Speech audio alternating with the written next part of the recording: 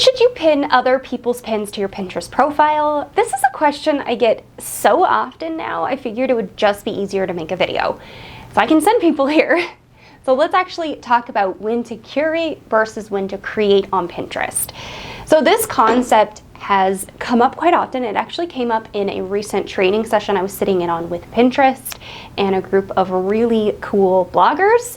And I thought it was just a really top of mind piece of content to create for you. Let's answer this question. So curate is when you are pinning other people's pins on Pinterest. Now you can also curate your own content.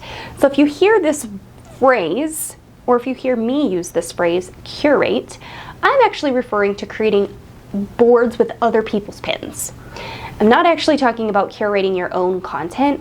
That for me is creation. Curation is pinning other people's pins. Creation is creating our own content on Pinterest, so creating our own pins. The obvious answer of when you should create versus curate is all the time. You should be creating your own content for Pinterest in every single instance.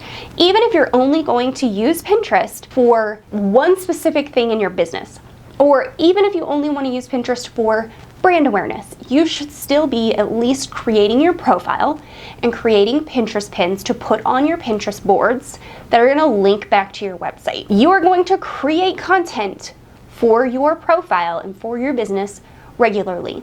You're going to create new pins for older content. As long as it's still relevant, you can refresh that and create new variations for that older Pinterest imagery that was on the platform previously. Maybe you want to add new keywords, you want to add new titles, descriptions, new imagery. You can do that anytime it feels right to you, or anytime the trends are showing that you should be creating content around that topic. When to create for seasonal or trend-based content. Around 90 days in advance is the rule of thumb for this. You can do 30 to 90 days in advance, but the further back you actually get your content seeded and indexed onto the platform, the more likely you are to actually ride that wave of the trend as it's growing. So keep that in mind. Now that you know when you should create, let's actually talk around a few rules around curation. I have them written down. Okay, so when should you curate? Number one, when you have a topic that you want to pin about, but you don't have content for that personally. Now there's a few rules around this. If you are running a business off of your Pinterest profile, your business Pinterest profile, you don't want to curate content onto that profile that is not related or parallel to the business at hand. For example, on my Pinterest profile, I would not make boards public for my living room remodel because I'm not an interior designer. I don't do home decor. I'm not a content creator blogging and monetizing affiliate links in that space.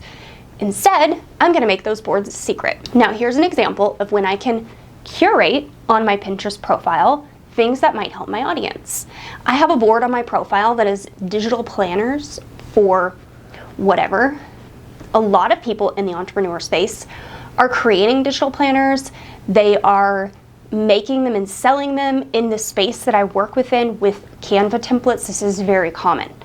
I did a Pinterest board strategy video on this channel. In that video, I actually created a Pinterest board and I created sections in the board that were supposed to visualize other boards on a profile.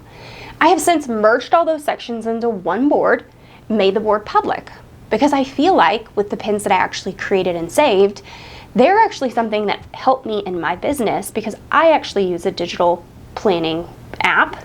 I use an iPad for taking notes very often. So this is something that I refer back to frequently, and it's parallel to the audience that I already serve. Now another example of this is Canva. I create Canva tips and tricks and hacks and templates for Pinterest, but I don't do it for anything else. So what I do is I curate Pinterest pins around fonts, really cool hacks or tutorials of things that you can do inside of Canva. Things that I don't do, but would help my audience. So that's what I want you to keep in mind. Is it something that will help your audience, and does it relate to your business enough that you could have it public? Now, the second time that you might want to curate on Pinterest is if you want to just pin about something that you want to personally have in your life. Now, like my living room remodel, I already mentioned to you that I have a board on a living room remodel. I actually have a number of boards on remodeling on my profile. This one right here is my living room remodel board. I just make this secret. If it's something that you want to pin about, just make it secret. It does not need to be public, but you also don't need to have an entirely separate profile that is outside of your business if it's not something that you want to keep up with. So just keep that in mind. Number 3 is to curate content that is going to help support someone in your business, in your industry, or support your clients, students, audience. Okay? This might seem similar to number 1. It's different because I actually have a board on my profile. I have multiple boards on my profile where I have pinned my friends' content to my profile, and they also talk about Pinterest marketing. Now, it's parallel into what I do because they serve much different audiences. So their content does support my audience. It is exactly on topic for what I talk about, but I don't talk about it, so I can't support these people. So I pin Teresa and Jana's content to my own profile. Occasionally Emily and Callie and a few other Pinterest creators that I think are really fantastic. I pin their content to my profile as well because I think those things could be really helpful. Now, right alongside that, I also pin guest episodes that I have appeared on that are public. This is not content of my own. These are pieces of content that I want to curate on my profile that feature me but link to someone else.